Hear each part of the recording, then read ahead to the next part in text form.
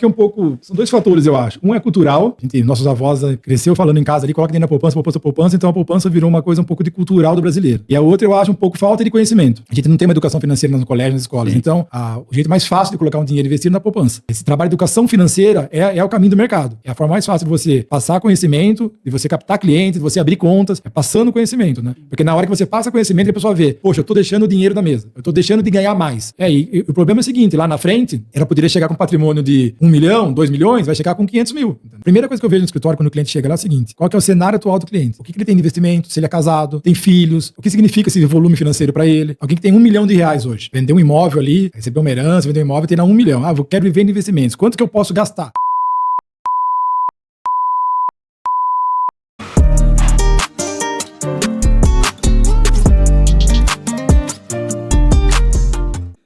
Olá, sejam bem-vindos a mais um Glacercast, nosso episódio número 9. Hoje a gente vai ter um papo bacana aqui, vamos falar muito sobre investimento, sobre dinheiro.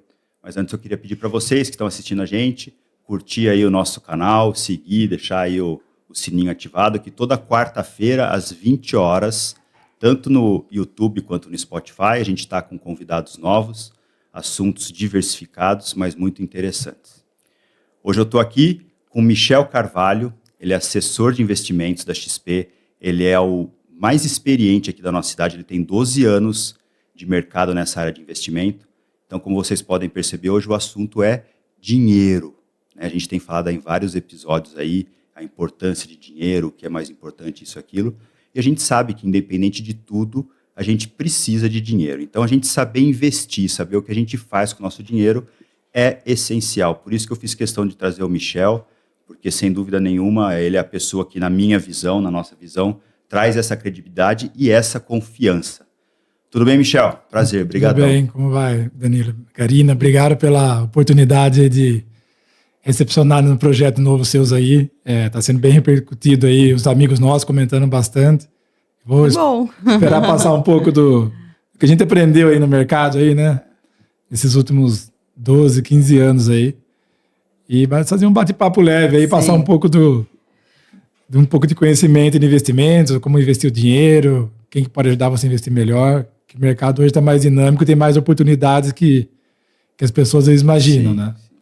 Bem-vindo, Michel, e eu estou super curiosa para saber como a gente faz isso no dia a dia, mas de uma maneira mais amadora. Então, saber de um profissional acho que vai ajudar muitas pessoas que estão em casa, que aqui a nossa intenção é saber o como você faz. Na verdade, o como você fez sua profissão, a gente vai saber um pouquinho, mas a gente quer que você também passe para o pessoal lá de casa como elas podem fazer. Porque as pessoas, às vezes, têm um preconceito em falar de dinheiro. E eu acho que aqui no Brasil a gente precisa estar levando conhecimento, estar levando informação para que as pessoas não tenham esse preconceito. Porque, na minha opinião, a energia do dinheiro é importante e é apenas uma moeda de troca. Então, você precisa saber lidar com ela como a gente lida com outras coisas da vida, né? Então é um prazer estar recebendo você aqui hoje. Prazer é meu. Inclusive, você falou muito bem aí, eu acho que esse assunto de dinheiro, investimentos, é um assunto que já deveria ter no colégio das crianças aí, sei lá, a partir da 5ª série para frente, sim, que a gente vê aí alunos saindo antes era o colegial, né? Saindo do ensino médio sem saber o que é um CDI, né? Sim. Então, isso não pode acontecer, né? Então, a gente está fazendo... falta de informação. Então, a nossa intenção é sempre estar trazendo informação e com um profissional da área, acho que fica mais certa ainda essa informação para quem está em casa estar acompanhando. Joia. Eu que agradeço a confiança de vocês. A primeira pergunta é sempre você que faz. Pois é, vamos lá, Michel. Vamos lá. A gente quer saber de você, quem é Michel?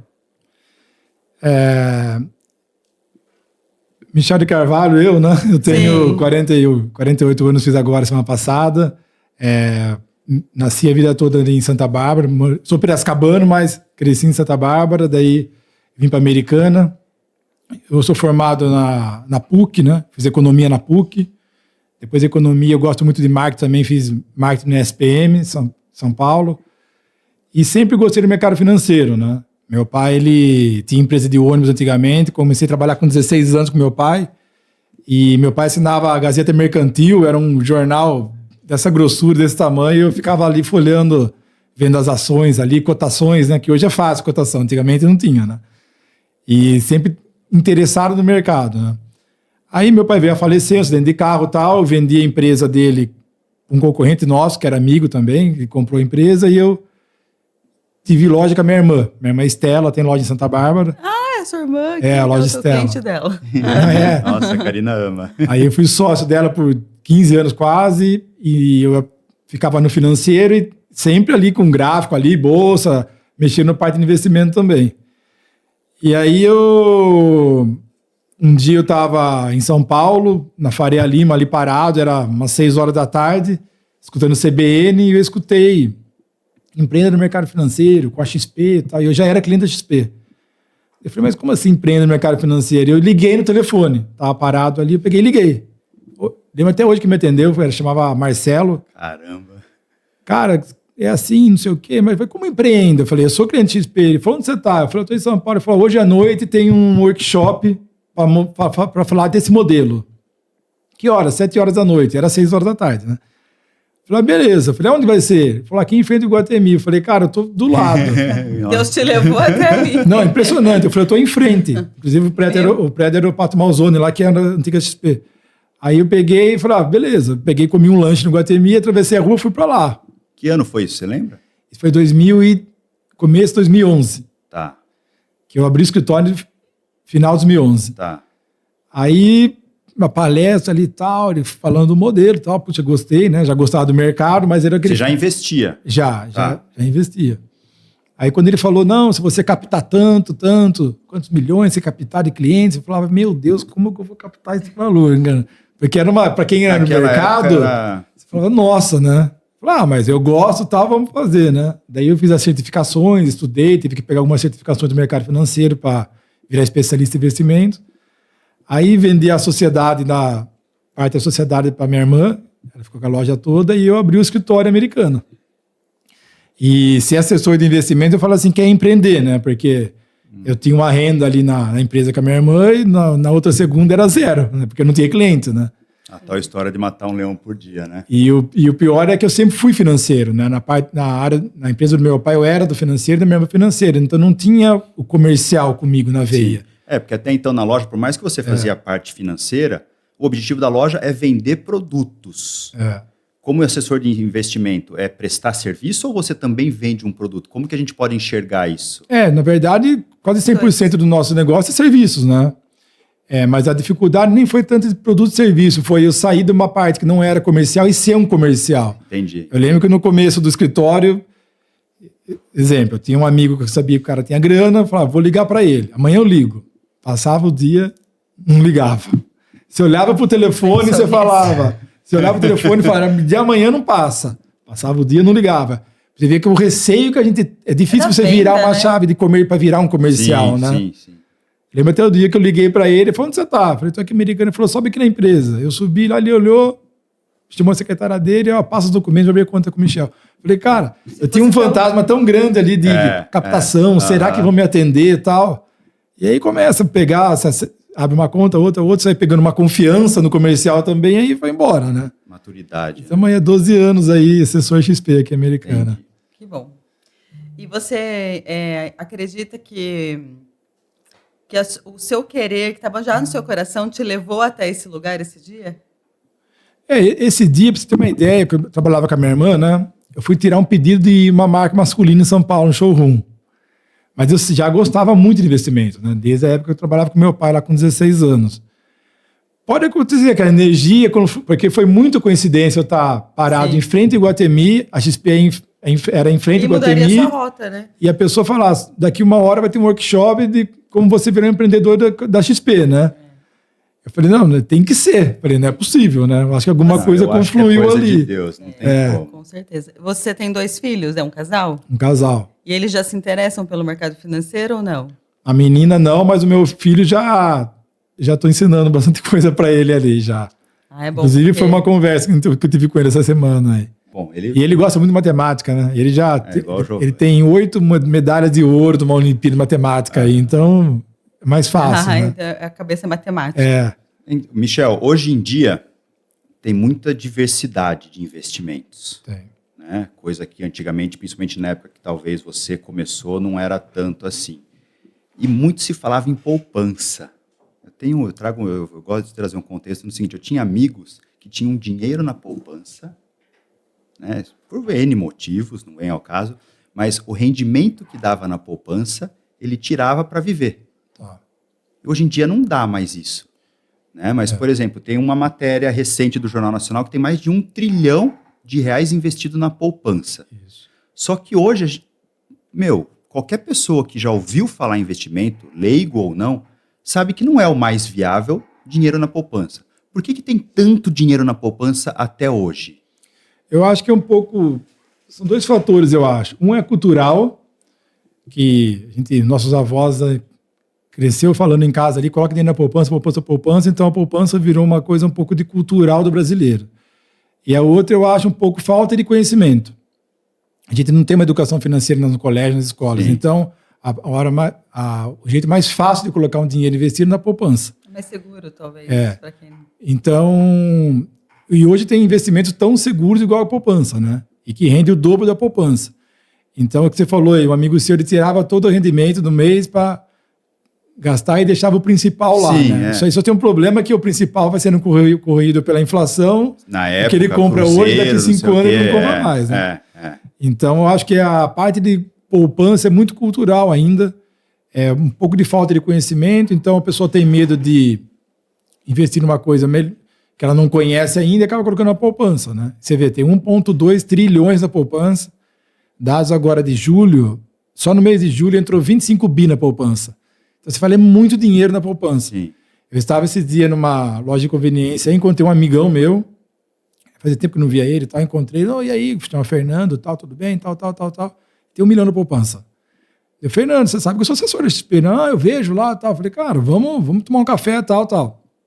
Aí na outra semana ele foi no escritório, abriu o café, abriu a conta comigo. Aí ele falou, Michel, vou testar. Ele tem quase 1 milhão na poupança. E dinheiro que vem e tal. Aí ele mandou 300 mil lá, faz uns 3 meses, né? Uns 2 meses. E ele falou, não é possível. Ele falou, quanto dinheiro eu tô deixando na mesa, entendeu? Tempo é dinheiro, né? Quanto tempo? Porque ele estava ganhando 0,5% e hoje ele ganha 1,1, 1,2 lá. Quase 3 vezes. Então eu tô percebendo que tá vencendo alguns prazos da poupança dele e tá mandando o resto para cá, né? Mas eu tive que fazer uma conversa com ele, explicar da segurança. E eu via na conversa com ele que o medo de perder é muito grande, né? Que é um dinheiro importante para ele isso aí, a economia da vida dele. Tem muita gente que perde também, né? Então, hoje eu coloquei lá investimentos de renda fixa e tal, todos os investimentos que têm segurança de um fundo garantidor. Então eu falei, aqui, se acontecer qualquer coisa, você recebe 100%, você não tem problema nenhum. Ah, tem isso e tal. Eu falei, inclusive é o mesmo fundo que garante a poupança, entendeu? Então, é um pouco do conhecimento que faz as pessoas ainda investir na caderneta de poupança. E cultural também, né? Que dos avós que veio falando, poupança. E por ser cultural, como que você vê essa cultura lá fora em relação a investimento, a dinheiro, a aprendizado desde as escolas? Como que você enxerga isso? Quando você olha ali Estados Unidos, né, a cultura de investimento ela é mais madura, né? Para você ter uma ideia, hoje... 95% dos americanos que têm investimentos, ele tem um assessor de investimentos. Então lá, igual no Brasil, aqui tem um médico de confiança, a pessoa lá também tem um assessor, lá é chamado de advisor. Hoje no Brasil, 20% das pessoas já tem assessor. Então tem 80% ainda que não tem assessor de investimentos. Tá? Então lá fora, Estados Unidos, Europa, 80% tem assessor de investimentos. É comum a pessoa, igual tem um médico, igual tem um nutricionista, um psicólogo e tal, tem um assessor de investimentos. É cultural. É cultural e nos colégios americanos que a gente vê um pouco de grade lá, eles têm um pouco já matéria de mercado financeiro, né? Então isso faz o investidor eles procurar também um assessor, né? Mas a gente está fazendo um trabalho muito forte, É isso né? que eu ia perguntar. Eu quando eu comecei o escritório em 2011, 2012, eu fazia palestra terça, quinta e sábado. Então foi via palestra que a gente começou a fazer a carteira de investimentos, captar cliente, colégio, universidade.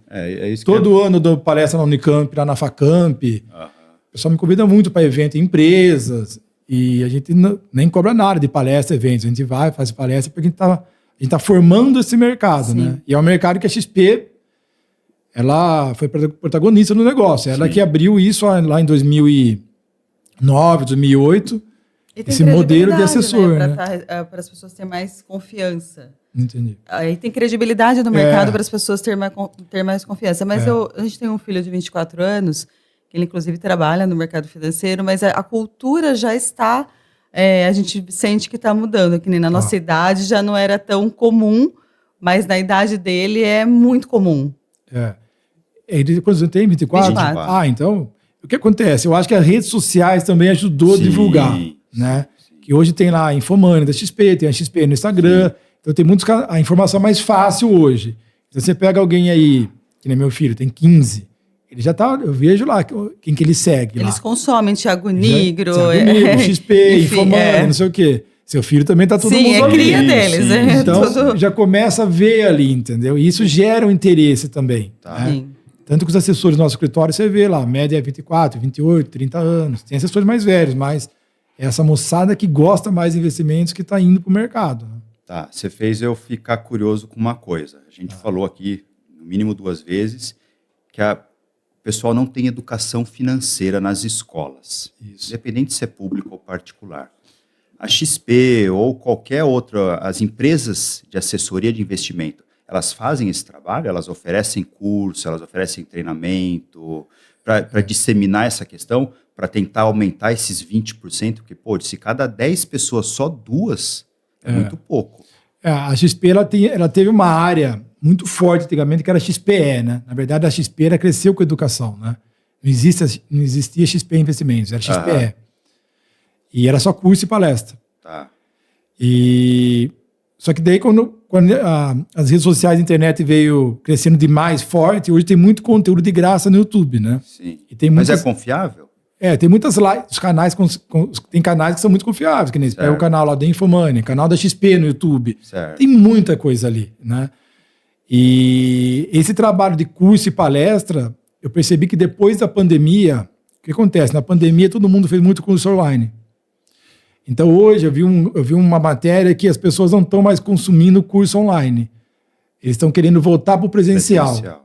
Porque ninguém aguenta mais ficar ali no Zoom, naquele negócio lá no frente do computador e consumindo curso, né? Que todo mundo ficou 2 anos ali. Ficou saturado. Fazendo uma overdose também de conteúdo. E a gente fez algumas palestras esses dias. Eu fiz uma em São Paulo tem 2 meses, tinha 105 pessoas, né? E era 105 empresários mesmo, assim. Então você vê que existe essa demanda de consumir conteúdo de investimentos ainda, né? Inclusive, agora no escritório, a gente está ativando de novo uma área de curso e palestra em empresas, né? Porque a gente vê que passar informação de investimentos, inclusive para a diretoria, às vezes a gente acha que o diretor de uma empresa sabe de investimentos, e às vezes ele não sabe igual a pessoa ali do chão da fábrica ali. Então, a gente está voltando à base, né? Até o Guilherme da XP, que é o CEO da XP, ele falou, esse trabalho de educação financeira é o caminho do mercado. É a forma mais fácil de você passar conhecimento, de você captar clientes, de você abrir contas, passando conhecimento, né? Porque na hora que você passa conhecimento, que a pessoa vê, poxa, eu estou deixando o dinheiro na mesa, eu estou deixando de ganhar mais. Às vezes, a poupança, ela não está perdendo dinheiro, mas ela poderia ganhar... perdendo tempo, né? De alavancar, né? E o problema é o seguinte, lá na frente, ela poderia chegar com patrimônio de 1 milhão, 2 milhões, vai chegar com 500 mil, entendeu? E se ela fizesse um pequeno ajuste nessa rota de investimentos dela, ela consegue ter lá na frente um patrimônio muito maior, né? E sem correr risco.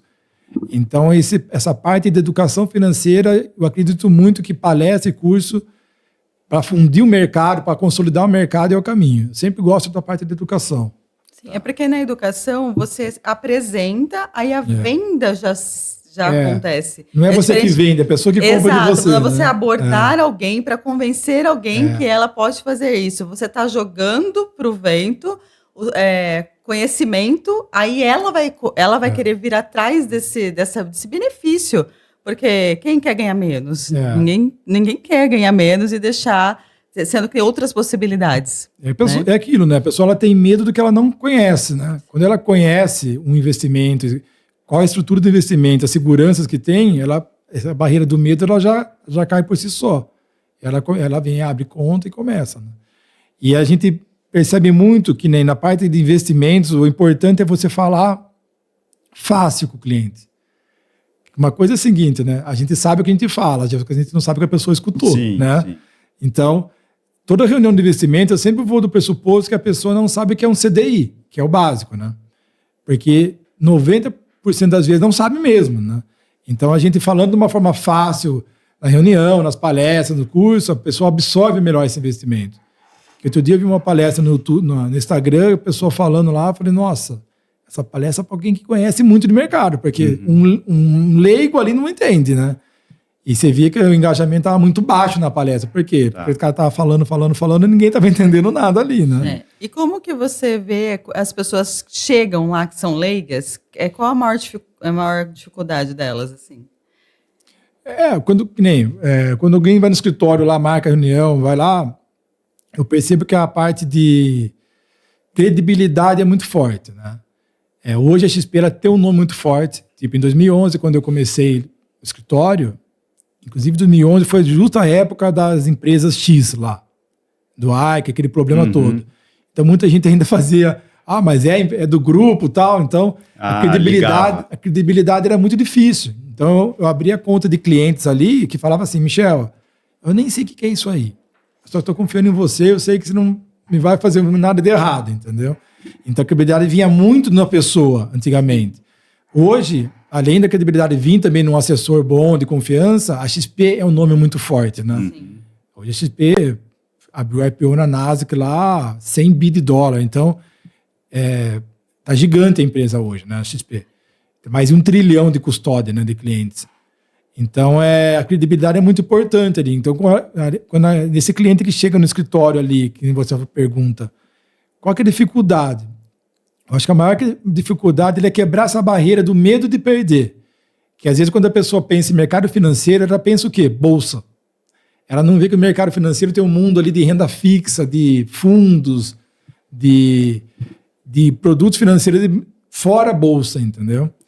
Então, eu acho que quando a gente conversa com o cliente, ele mostra as oportunidades que tem na parte conservadora do mercado financeiro, eu percebo que ele se abre mais e fala, puxa, eu vou abrir a conta e tal. Porque às vezes que nem eu, a pessoa me pergunta, às vezes estou numa padaria, cara, você trabalha no mercado financeiro, sou assessor de investimentos, já fala de bolsa. Então as pessoas não vê que o mercado financeiro tem outras oportunidades. Não é só risco, né? Não é só risco. Eu acho que é um gancho bacana para você explicar para a gente, porque hoje em dia também está na moda o tal do trade. Isso. Né? Qual a diferença desse investimento na bolsa, que você opera ali dólar ou índice, mini-índice, essas coisas, e o trabalho que você faz, por exemplo, do CDI ou Tesouro, todas essas coisas. Explica para a gente a diferença. Vamos lá. O que é... Vou dar uma separada aqui, né? Renda variável e renda fixa. Certo. Renda variável é o quê? A pessoa comprar uma ação, entrar num fundo de ações, é a parte que está exposta ao Ibovespa, que é o mercado de bolsa nosso. Certo. Dentro de bolsa tem ali, você pode comprar uma ação hoje, sei lá, do Itaú, e carregar ela ali, deixa ela ali, você vai recebendo dividendos e tal. E tem a parte de pessoas que querem operar day trade, né? Teve uma matéria que ficou famosa aí da GV, que 90% das pessoas que vão para o day trade perdem dinheiro. E aí eu sempre falo, tá, mas dessas 90% das pessoas, você pode ter certeza, quase 100% aí não se capacitou antes de ir para o day trade. Certo. Eu conheço gente aí que ganha muito dinheiro no day trade, mas a pessoa se formou, foi lá, estudou, tem um mentor, colocou um pouquinho só no começo, deu tempo para absorver conhecimento, para entender o mercado. Então, as pessoas que perdem dinheiro em bolsa, geralmente são as que não foram atrás de conhecimento antes de ir na bolsa. Certo. Por quê? Porque hoje é fácil abrir uma conta em corretora. Se eu entrar no aplicativo da XP agora aqui, abro uma conta em 2 minutos. Já pego acesso ao home broker em 5 minutos, né? Antigamente era mais difícil, hoje é mais fácil. E a gente vê muito assunto na internet, aí um cara lá, um aplicativo, ganhei tanto agora, tal. Então chega e ilude um pouco as pessoas. Então essa é a parte de renda variável, né? É a parte que você pode, às vezes... A XP faz esse trabalho? A gente faz todo esse trabalho com os clientes. A gente faz, tipo, você quer montar uma carteira de ações, você quer ir para o trade, tá? Então vamos passar um treinamento antes, começa devagar, vai sentindo, entendeu? Que às vezes a pessoa não tem o perfil também para o trade. Ela é ansiosa, ela é imediatista, ela acaba errando. Mas a parte mais fácil que eu falo de bolsa é o seguinte, até postei no meu Instagram ontem, tá até lá agora lá, uma frase assim, tem um gráfico do Ibovespa de 10 anos, em 10 anos o Ibovespa deu 200%, 2014 e 2024. Aí eu coloquei, a bolsa é um mecanismo de transferência de riqueza do impaciente para o paciente. Porque a pessoa que não tem paciência, a bolsa cai, ela tira. Aquele cara paciente, beleza, acredita no mercado, acredita nas empresas e tal. Então a pessoa que colocou X mil lá na bolsa em 2014, hoje ela tem 200% a mais. E a pessoa ficou olhando aquilo ali direto, com certeza perdeu dinheiro. Porque a emoção nossa não deixa o cara ver ali perder dinheiro. E aí tem a parte de renda fixa. Que nem a poupança é um tipo de renda fixa. A pessoa ganha ali hoje 0,5% ao mês. Só que dentro da parte de renda fixa, ainda tem ali CDB, LCI, LCA, debêntures, CRI, CRA. São todos títulos de renda fixa. E tem vários títulos de renda fixa isentos de imposto de renda igual a poupança. Só que na poupança o cliente está ganhando 0,5% e a gente tem título ali pagando 1% isento ao mês, né? Então você consegue, na parte de renda fixa, ganhar o dobro da poupança com a mesma segurança, né? E quando o cliente chega no escritório, que foi até a pergunta da Karina, como que vocês fazem? Primeira coisa que eu vejo no escritório quando o cliente chega lá é o seguinte: qual que é o cenário atual do cliente? O que ele tem de investimento? Se ele é casado, tem filhos, o que significa esse volume financeiro para ele? Para orientar ele ali, seguinte, que às vezes o cliente chega lá e querendo colocar metade em bolsa. E aquilo é tudo que ele tem. E eu pergunto da renda dele, né? E vendo esse cenário, eu vou orientando. Eu acho que uma carteira que faz sentido para o seu perfil, para a sua condição de vida agora, é uma carteira com esses ativos, sei lá, 80% em renda fixa, um pouquinho só ali em bolsa, você está num momento de vida X. Então, toda a experiência que eu tenho aí de 20 anos de mercado, né, só de XP são 12, eu já vi muita coisa acontecer ali. Então, eu acho o seguinte: a carteira de investimento do cliente tem que estar alinhada com o cliente. Porque às vezes a pergunta me fala, todo mundo pergunta essa mesma pergunta: Michel, o que tem de bom hoje para investir? Depende. O Danilo é uma coisa, para a Karina vai ser outra. Que às vezes eu tenho muitos clientes amigos, né? Uhum. Às vezes o cliente fala: Michel, falei com o Paulo ali, cara, por que você colocou ele no negócio e você não colocou? Porque o Paulo pode travar o dinheiro 3 anos, você pode? Não, eu tenho que ser dinheiro para 90 dias. Eu tenho que ter minha liquidez para 90 dias. Por isso que eu não coloquei ele naquele, que ele poderia travar um pouco mais.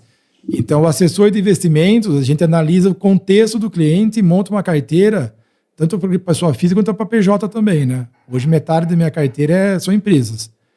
A gente monta uma carteira ali alinhada com as necessidades do cliente, né?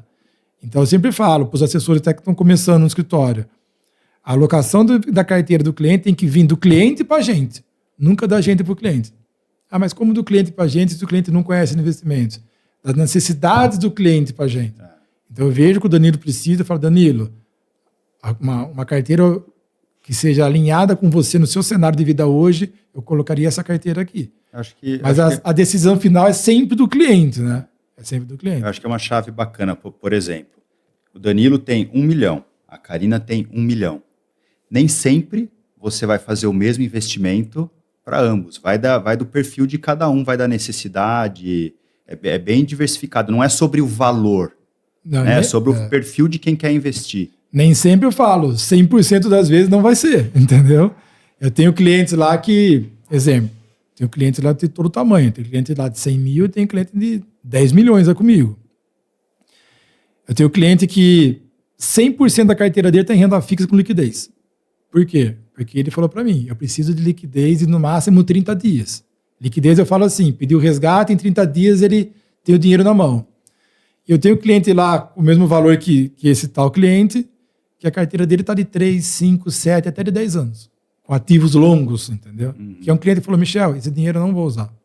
Eu tenho receita da minha empresa, eu tenho outros investimentos também. Isso aqui eu quero para longo prazo.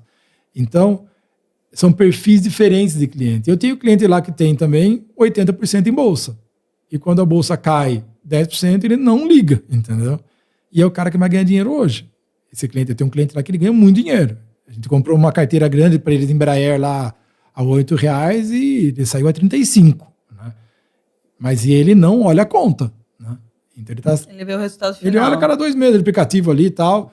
Porque se olha, não aguenta, entendeu? Como a carteira dele está muito em renda variável, se ele ficar olhando todo dia aquele negócio, ele infarta. Ele fala: não, deixa aí, tal, acredito, tal, na empresa, tal. Michel, uma pessoa que está em casa, quanto, no mínimo, em valor de dinheiro, ela precisaria ter para estar procurando uma assessoria de investimento? Hoje não tem valor mínimo, né? Hoje qualquer pessoa entra na XP e abre uma conta ali. Os escritórios, vamos falar aí, vai até uns 5 anos atrás, também não tinha valor mínimo. Isso que acontece, o mercado começou a ficar tão bom para a parte de assessoria e investimento, aquecido, a gente começou a ter muita demanda de clientes. Então, para fazer sentido, assim, a gente atender um cliente, lá no escritório a gente parte de R$100 mil, né, para abrir uma conta. Mas chega alguém com 30 mil lá, a gente até passa para alguém ali que está mais começando e tal. Agora, como o escritório nosso, sabe, 12 anos aqui em Americana já, a gente tem uma carteira já grande de clientes, a gente coloca um ticket ali, antes era 300 mil, né, para abrir uma conta. Hoje é 100 mil, 100 mil abre uma conta. E às vezes a pessoa fala, poxa, mas 100 mil e tal, você vai abrir uma conta hoje, no Personalité lá, no mínimo 100 mil também, entendeu? Então, é um ticket... É o que o mercado dita também. É o que faz mais sentido, assim, né, porque às vezes o tempo nosso é muito escasso, sim, né, o tempo é igual para todo mundo.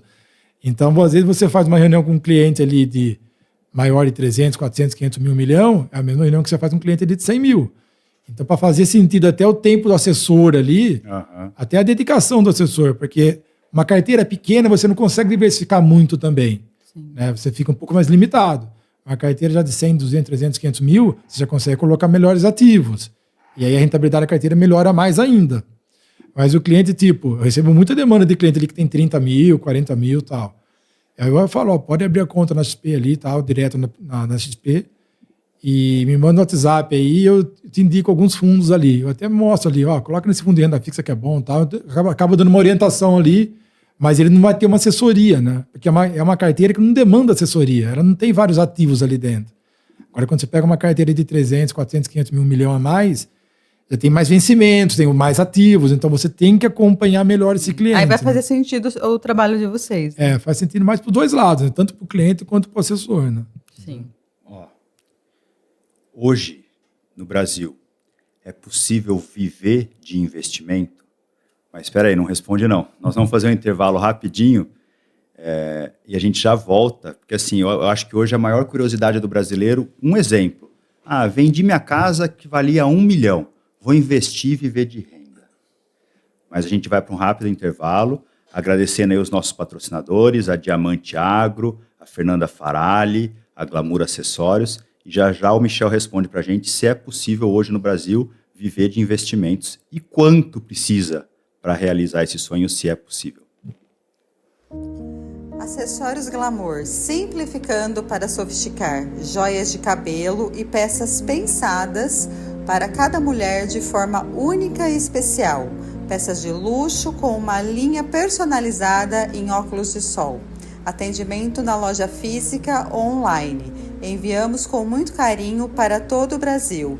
Bem-vinda a Glamour Acessórios. Estamos de volta aqui falando de investimentos, de renda, de dinheiro. E ficamos aqui com uma pergunta. É possível viver de investimento do Brasil? E qual o mínimo? A pergunta ela tem 2 partes aí para responder ela. Primeiro é quanto que a pessoa precisa mensal para viver, né? Sim. Vamos falar em números, para ficar um pouco mais palpável. Uma pessoa que tem, para viver de investimentos, ela tem que ter um volume maior de investimentos e aplicações financeiras ali. Alguém que tem R$1 milhão hoje, né? Vendeu um imóvel ali, recebeu uma herança, vendeu um imóvel, tem lá 1 milhão. Quero viver de investimentos. Quanto que eu posso gastar desse valor? Vamos fazer uma conta assim. 1 milhão já investido lá vai dar 10 mil por mês, 10, 12 mil por mês. Tá. Se a pessoa gastar esses 10, 12 mil todo mês, ela vai perder poder de compra. Por quê? Porque 1 milhão está ficando fixo e está tendo inflação. Certo. Uma inflação aí de 5% ao ano, que está hoje mais ou menos, IPCA. Então, o que ela compra hoje com 1 milhão, daqui 5 anos ela não compra mais com 1 milhão. Então se eu investir 1 milhão e eu ganho ali 10, 12 mil por mês, quanto que eu posso gastar mensal para que meu poder de compra não vá diminuindo no futuro? Uhum. Uma conta grossa, assim, vou falar agora de cabeça assim, vai. 1 milhão, ganha 10 mil, 12 mil, ela pode gastar 5. Certo. Mas só 5. se você quiser manter o patrimônio seu, na perpetuidade dos filhos, você não pode gastar todo o rendimento. Você tem que descontar a inflação dessa rentabilidade e é o quanto você pode gastar.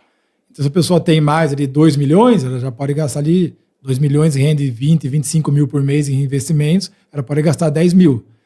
E às vezes a gente vê alguma coisa assim, às vezes a pessoa ganha uma grana ali, sei lá, 1 milhão, 500 mil, e começa já a gastar tudo que ganha no investimento, vai gastando mensal. E você vê que o patrimônio dela começa a se lapidar, entendeu? Então, o melhor dos cenários é a pessoa, quando recebe um recurso desse, começa a ter um pouco de disciplina, tanto na parte de investir melhor esse dinheiro, tipo, se deixar na poupança, ganha 5 mil, 1 milhão. Se deixar na renda fixa lá que a gente tem, ganha 10 mil. Então, investir melhor é fundamental e ter uma disciplina nos gastos também é fundamental. E se a pessoa tem uma renda de trabalho ou de outras coisas, melhor ainda, porque ela soma a renda dela de trabalho com a renda dela dos investimentos e ela começa a fazer um patrimônio melhor no futuro, né? E aí, para essa pessoa, assim, a gente já falou um pouquinho disso, mas quais são os tipos de investimentos que mais vocês veem que a pessoa que tem 1 milhão adotam na renda fixa? Hoje, o brasileiro é muito conservador na parte de investimentos, né? Você vê hoje aí, 6% dos brasileiros só hoje tem investimento em bolsa. Então, é uma característica do brasileiro ser mais conservador. O saldo de poupança hoje, 1 trilhão, já fala muito disso, que o brasileiro é conservador. Né? Então, vamos lá. A pessoa quer ser conservadora e tem lá 100 mil, 200 mil, 500 mil, 1 milhão. Hoje, tem exemplo, a gente aloca muito lá no negócio chamado CRI, é o CRI, CRI ou CRA. É uma renda fixa, lastreado em imóveis ou no agronegócio. E você tem rentabilidades ali, tipo de inflação mais 7, inflação mais 6. Então, vamos colocar aí 5 mais 7 é 12% ao ano isento. Né? 5 mais 6, 11% ao ano isento. É mais que o dobro da poupança. Certo. Entendeu? A gente tem também, exemplo, CDB pré-fixado. Hoje você consegue ali fazer um investimento de um CDB, uma renda fixa, 13% ao ano fixo, pré-fixado. Então, se a pessoa colocou lá 100 mil no começo, em 12 meses ela tem 113 mil. Zero risco, com garantia do fundo garantidor ainda. Uhum. Então, tem muita renda fixa boa ali para a gente investir. Tem as debêntures. O que são debêntures? É quando você empresta dinheiro para a empresa. Uma Petrobras, ela limita essa debênture. Você está emprestando dinheiro para a Petrobras. Tem na debênture pagando IPCA mais 6, IPCA mais 7, livre de imposto de renda. Por que eu gosto de título de IPCA mais uma porcentagem? Porque você garante uma porcentagem acima da inflação. Uhum. Então, se a inflação for para 10, você vai ter 10 mais 6. Entendi. Se a inflação for 5, você tem 5 mais 6. Então, você sempre vai estar garantindo ali um poder de compra acima do que der a inflação. Eu gosto muito de títulos de inflação, por causa disso aí.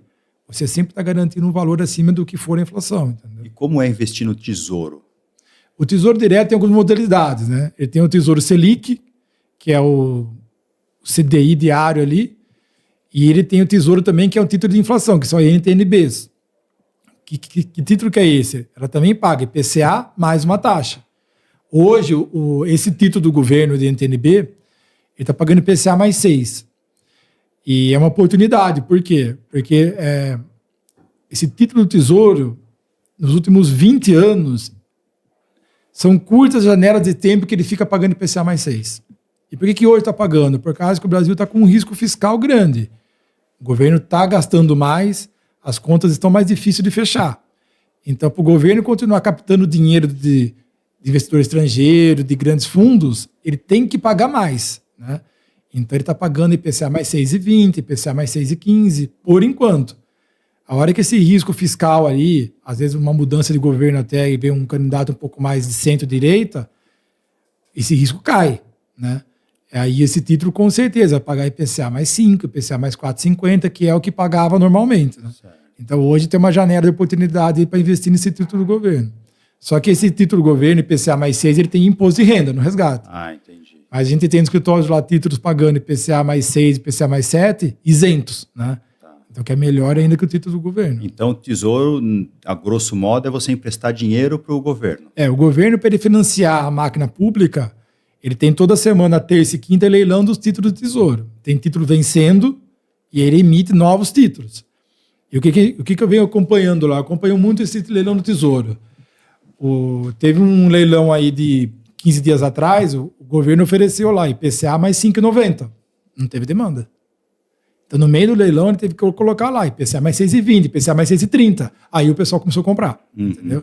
Então, você vê que o mercado ele não está dando muita credibilidade para o governo. Para o atual cenário de gasto público, né? Então, o gringo, que é o cara que coloca muita grana aqui no Brasil, ele fala, eu coloco o dinheiro no Brasil, acredito no Brasil, mas hoje eu peço mais prêmio para isso.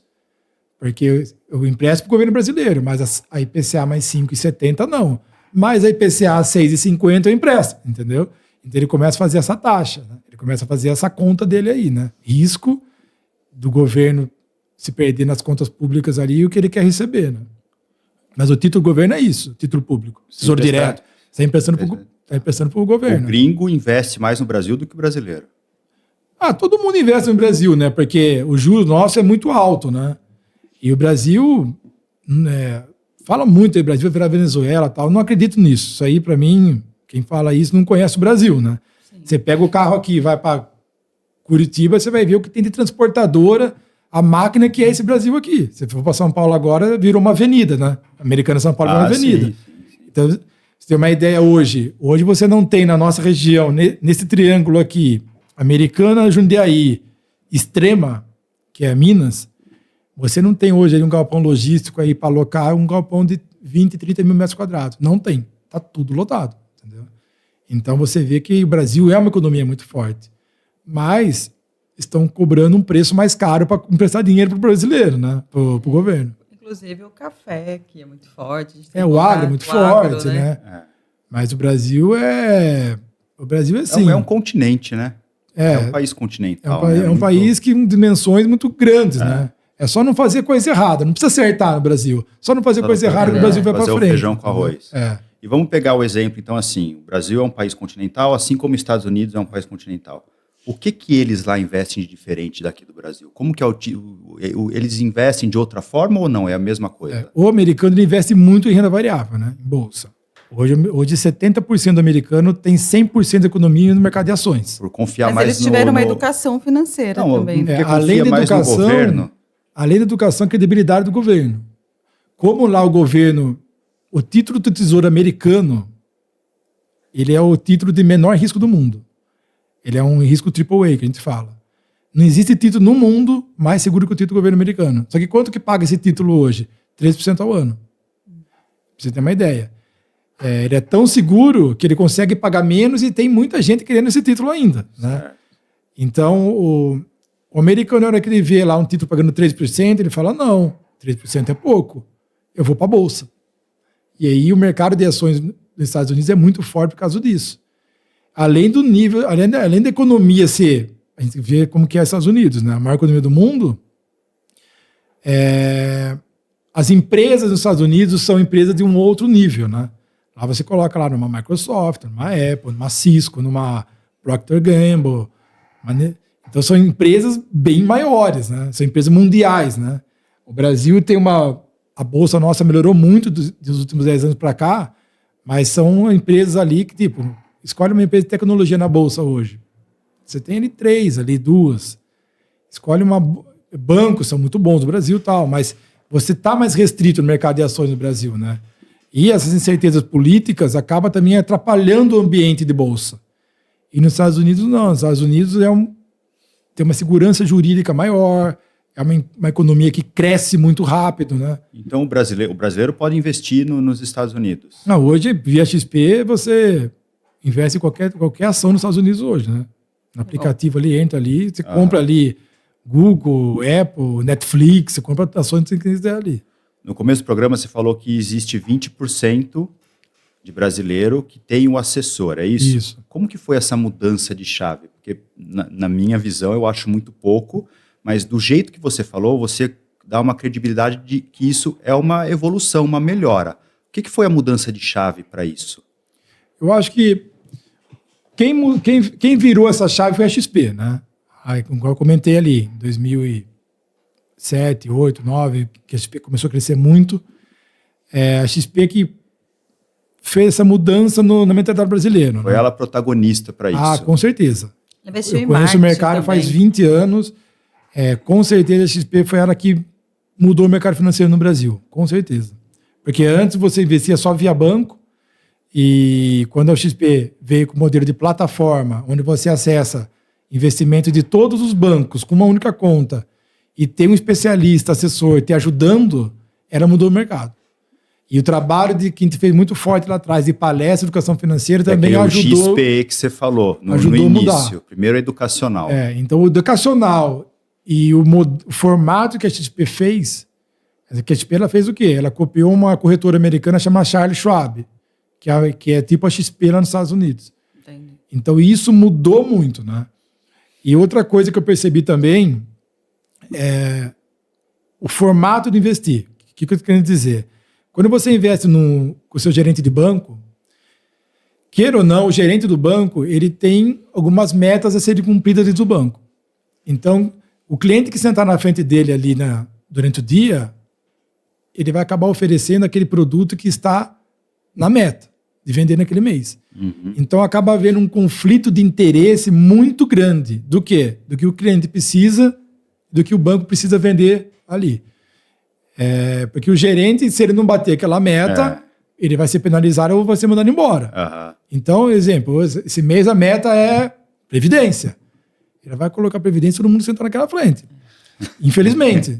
E não estou falando mal do gerente. O gerente está fazendo o papel dele ali. Ele mantém o emprego, né? Mas acaba gerando esse conflito de interesse, né? E quando investe com a gente lá no escritório, eles não têm meta de produto. Então, eu vou colocar para o cliente que é melhor para ele. Tem cliente que é melhor previdência? Tem. Tem cliente que não precisa de previdência. Tem cliente que precisa de bolsa. Tem cliente que precisa de renda fixa. Isso é cultural do Brasil, essa questão do gerente de banco ficar enfiando para atingir meta, produto, ou lá fora acontece isso também. Dos bancos, né? Porque se você pegar aí que a XP aí que está muito forte em 15 anos, esse modelo nosso, é recente, né? Perto de 60 anos de bancos aí, né? Então, mas eu estou percebendo que os gerentes estão mais incomodados com a XP. Eles estão começando a ficar um pouco mais, vamos falar assim, mais flexíveis nesse negócio na parte de investimentos, né? Mas ainda eu vejo no escritório muito conflito de interesse. Eu vejo o cliente lá, que chega lá, Michel, tem isso no banco. O que é? É uma coisa aí, tem renda fixa e tal. E era uma previdência. Ele nem sabe que era previdência, entendeu? Ou às vezes ele tem uma previdência ali com uma tributação errada, com um tipo de previdência errado. Eu falo, mas por que você está nesse tipo de previdência? Não, o gerente colocou. Cara, mas você não precisa disso aqui. Você não precisa de um PGBL, precisa de um VGBL. Sua tributação não tem que ser progressiva, ela tem que ser regressiva nesse caso. Mas ninguém me explicou, entendeu?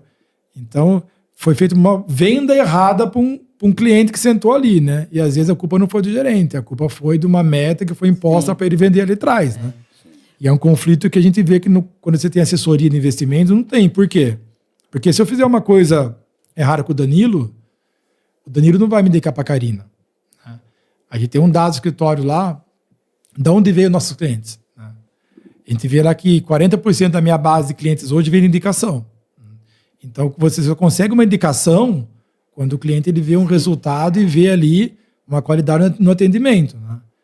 Então, a indicação é muito forte no nosso negócio. Sim. Inclusive, agora, mês que fechou junho, o escritório nosso lá ganhou um prêmio da XP, chama NPS. A gente teve 100 de NPS. O que é 100 de NPS? A XP ela liga para nossas bases de clientes durante o mês todo e faz 4 perguntas ali. E pede nota para as 4 perguntas. Então, a gente teve em 100% das respostas, nota 10 nas 4 perguntas. Então, você tem um 100 de NPS, cara, eu até postei lá, tá lá no meu Insta lá, 100 de NPS. É muito difícil ter um 100 de NPS, né? Você tem um 100 de NPS quando o trabalho está sendo bem feito, né? Sim. E se tivesse um conflito de interesse, você não consegue uma nota dessa nunca, né? Porque você fala, Michel me colocou no negócio lá que eu não gostei, cara. Então, você não vai indicar para a Karina, né? E falando como é no escritório, como é na prática o trabalho de um assessor? Como ele se posiciona, o que vocês fazem para estar aí suprindo as necessidades desse cliente? Tudo começa numa reunião inicial, né? O cliente, o prospect, né? Que por enquanto ele é um prospect, né? Sim. Ele foi indicado e tal, ele chega no escritório, eu queria marcar uma reunião e tal. Aí na reunião eu vou entender ali um pouco o cenário dele, que não eu comentei. o que ele tem de investimentos hoje, como que é a vida dele e tal. Às vezes não precisa de investimento, que às vezes ele precisa de um seguro. O que acontece? Às vezes o Danilo e Karina são casados, chegou no escritório, tem lá 300 mil investimentos. Tem 2 filhos de 4 e 5 anos. 4 e 6 anos. Então a pessoa só quer investir. Mas, na verdade, ela está precisando do que ali? Ela tem um risco ali que não está coberto. Porque são 2 crianças que vão até a faculdade ainda, e se acontece alguma coisa com o pai, como que fica essas crianças aqui para frente? Então é melhor, às vezes, ela cuidar da parte de proteção familiar, e depois que essa parte de proteção familiar estiver resolvida, ela cuidar da parte de investimentos. Porque, às vezes, a pessoa ela tem lá 200 mil, e o pai acontece uma fatalidade, o que 200 mil garante hoje numa escola com 2 filhos pequenos? Difícil. Mas como que a gente... Um pouco na prática, estou falando aqui. A gente faz uma pólice de seguro de vida resgatável, e onde parte da carteira de investimentos dele paga o prêmio mensal da pólice. Então, 200 mil, dá ali 2 mil de juros por mês. Pega 1.000 disso aqui, paga R$1.000 no seguro de vida, que você tem uma cobertura de 1 milhão. Acontece alguma coisa com o pai ou com a mãe, recebe 1 milhão ali já, entendeu? E a própria carteira de investimentos está pagando a parte de seguro de vida.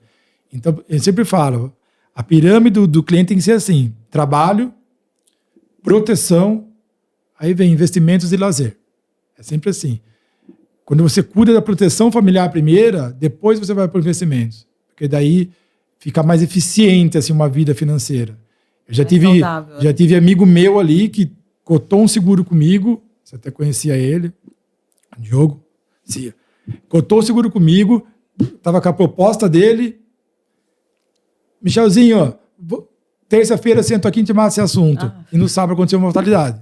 Você fala, poxa, eu estava com a proposta emitida, né? Entendeu? Só faltava assinar. Então, a parte de proteção familiar é muito importante na vida financeira de uma pessoa. Porque é a única certeza que a gente tem que um dia a gente vai faltar, né? Isso nós não sabe quando, né?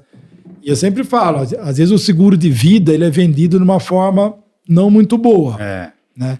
Mas eu sempre falo para o cliente, para todo mundo, se a seguradora tivesse uma bola de cristal, com a data que você fosse vir faltar, você acha que ela faria seguro de vida para você? Não. Só que ela não tem essa bola de cristal. Então, numa pólice de seguro de vida, quem está em vantagem sempre é o cliente. Porque o risco a gente está todo dia correndo risco.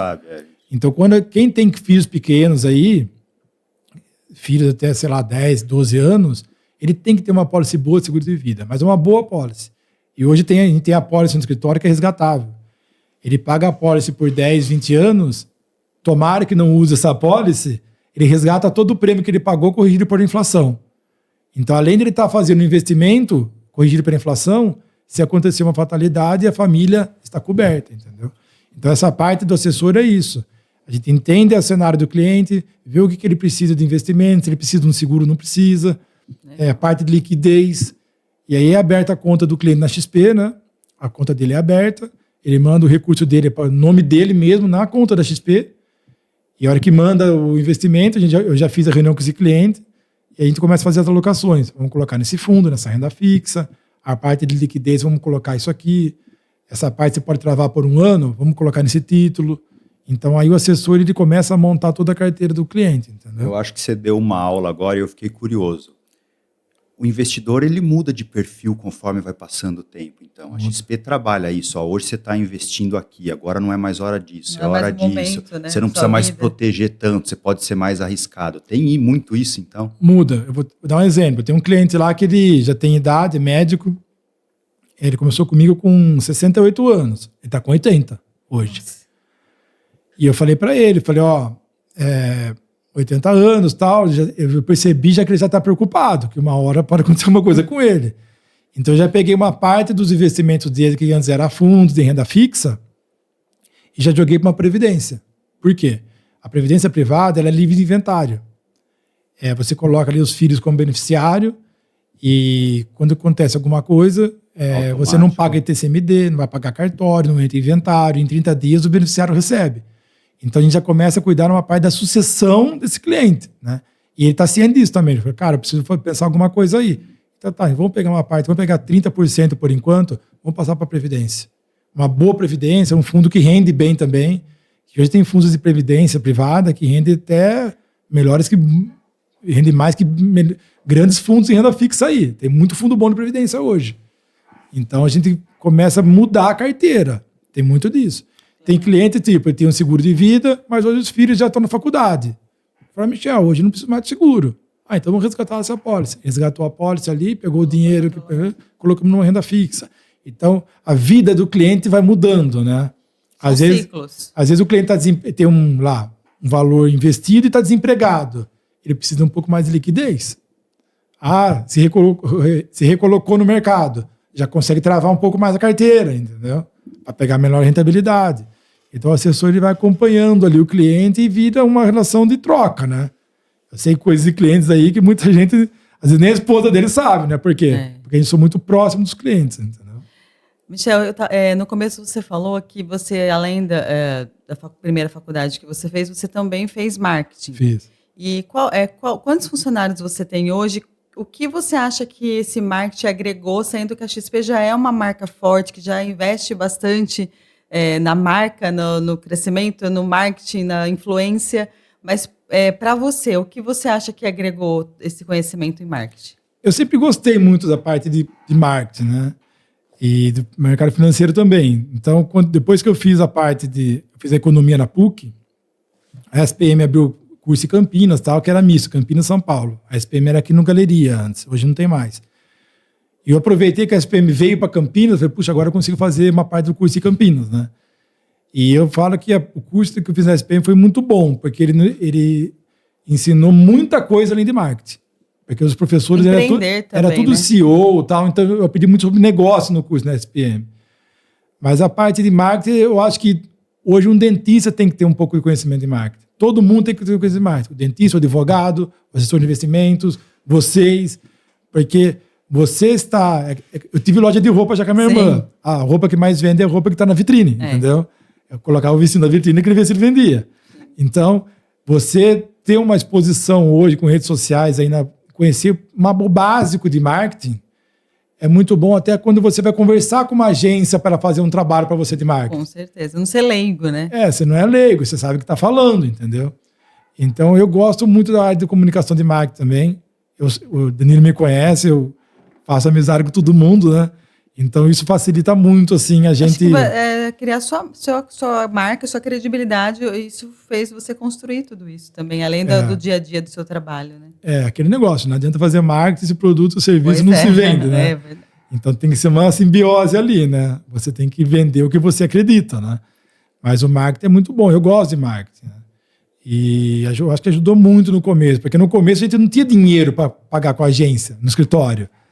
Então, eu lembro que eu fiz curso de Corel, eu lembro que tinha aqui, acho que era Microcamp, aqui, escola. Falei, eu preciso fazer um curso de marketing. São 6 meses. Eu falei, não, eu preciso fazer em uma semana, né? Porque eu mesmo fazia minhas artes de escritório, né? Sim. Não tinha ali 300, 400, 500 reais para ficar pagando cada vez que eu fazia um post. Então, eu fiz um curso de Corel no começo e eu mesmo fazia minhas artes ali, né? Empreender, né? Para a gente finalizar, acho que foi uma aula hoje. Foi. Né? Quem quiser investir, quem quiser ter o Michel, a XP como assessor, como que faz? Fala aí pro pessoal em casa. Hoje o contato meu, posso passar meus contatos aqui, sim, né? O Instagram seu tá passando aí durante todo o episódio, mas pode passar todos os contatos, quem quiser entrar em contato. Só entrar em contato comigo direto, o Instagram é michel.investside, né? E meu celular é 19, vou falar aqui, 99788-2237. Esse é meu celular direto.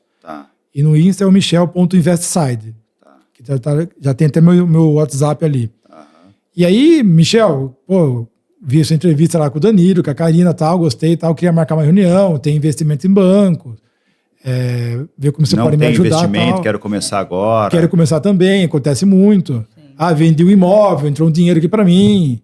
E é só me contar, me contatar, estou à disposição aí, Danilo me conhece, eu sou bem acessível, né, Danilo? Sim.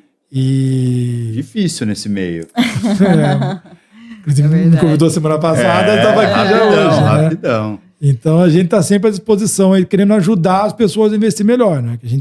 Igual eu vi lá atrás, quando eu descobri o mundo de investimento, o leque que tinha, que eu poderia investir melhor meu dinheiro, cada um consegue também investir melhor. É só ser bem assessorado ali e ter um pouco mais desse conhecimento e investimento que a gente passa para todos os nossos clientes aí. Queria agradecer sua presença aqui, muito bom, a gente sabe que vai fazer sucesso, porque as pessoas realmente têm dificuldade, têm insegurança, e quando a gente entende que tem o caminho, né, para que isso se esclareça e a gente tenha confiança, fica muito melhor.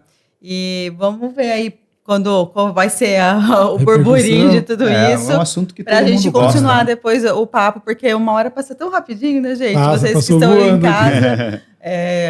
Dá para assistir de qualquer lugar. Então, se você ainda não se inscreveu no canal, ativa aí, se inscreva, porque toda semana tem um episódio novo, toda quarta-feira às 8 da noite, tanto no YouTube quanto no Spotify. E muito obrigada pela audiência de todos vocês. Eu queria agradecer também a CKM e a Angel, que cuida de mim. Isso aí, pessoal. Esse foi mais um Glacercast. Agradecer o Michel. Eu que agradeço aí vocês. Amor, obrigado por mais esse episódio, essa gravação. Agradecer todo mundo aqui do estúdio. Nossos patrocinadores, né? A Diamante Agro, a Fernanda Farali, a Glamour Acessórios. E semana que vem a gente está de volta. Um forte abraço, pessoal. Até mais. Até mais.